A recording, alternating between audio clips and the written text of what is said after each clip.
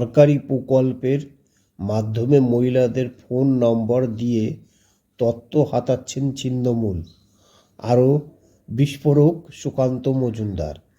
এর আগে বসিরহাটের বিজেপি প্রার্থী রেখা পাত্রের ব্যক্তিগত তথ্য প্রকাশ্যে এসেছে। তৃণমূল এক্স হ্যান্ডেলে পোস্ট করে এটা দাবি করেছিল রেখা পাত্র স্বাস্থ্যসাথী প্রকল্পের আওতাভুক্ত।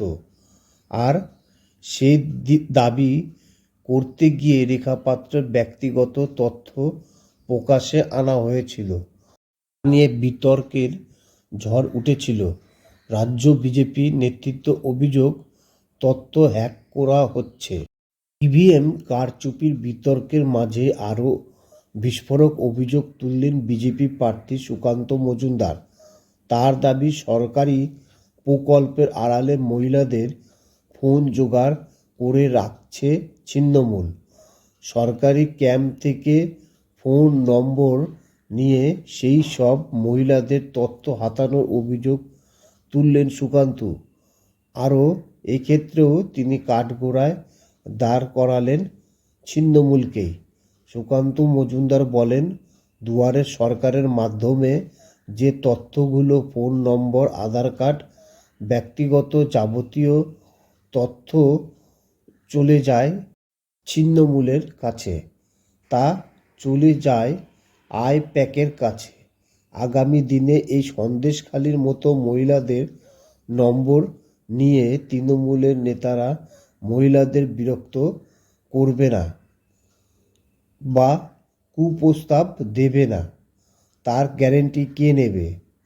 আমার তো মনে হচ্ছে আগামী দিনে এই ঘটনা ঘটতেই পারে। এর আগে বসিরহাটে বিজেপি প্রার্থী রেখা পাত্রের ব্যক্তিগত তথ্য প্রকাশে এনেছে ছিন্নমূল এক্স হ্যান্ডেলে পোস্ট করে এটা দাবি করেছিল রেখা পাত্র স্বাস্থ্য সাথী প্রকল্পের আওতাভুক্ত। আর সে দাবি করতে গিয়ে রেখা পাত্রের ব্যক্তিগত তথ্য প্রকাশ্যে আনা হয়েছিল, যা নিয়ে বিতর্কের ঝড় উঠেছিল। রাজ্য বিজেপির নেতৃত্বে অভিযোগ তথ্য হ্যাক করা হচ্ছে। সুকান্তর এই দাবি নিয়ে অবশ্য সোচ্চার হয়েছে ছিন্নমূল। প্রসঙ্গত, এর আগে ইভিএম কারচুপির অভিযোগ তুলেছিলেন সুকান্ত। তিনি বলেন, আমরা আমাদের কর্মীদের সব জায়গাতে সতর্ক থাকতে বলেছি, কারণ ছেলের দুর্বুদ্ধির অভাব হয় না। দোসর আইপ্যাক কীভাবে একজন টুকরো টুকরো গ্যাংয়ের মহিলাকে কলকাতা পুলিশের শেল্টারে আশ্রয় দেওয়া হয়েছে, চক্রান্ত থেকে সাবধান থাকতে হবে। চেষ্টা করতে পারি যদি ইভিএমগুলোকে কিছু করা যেতে পারে।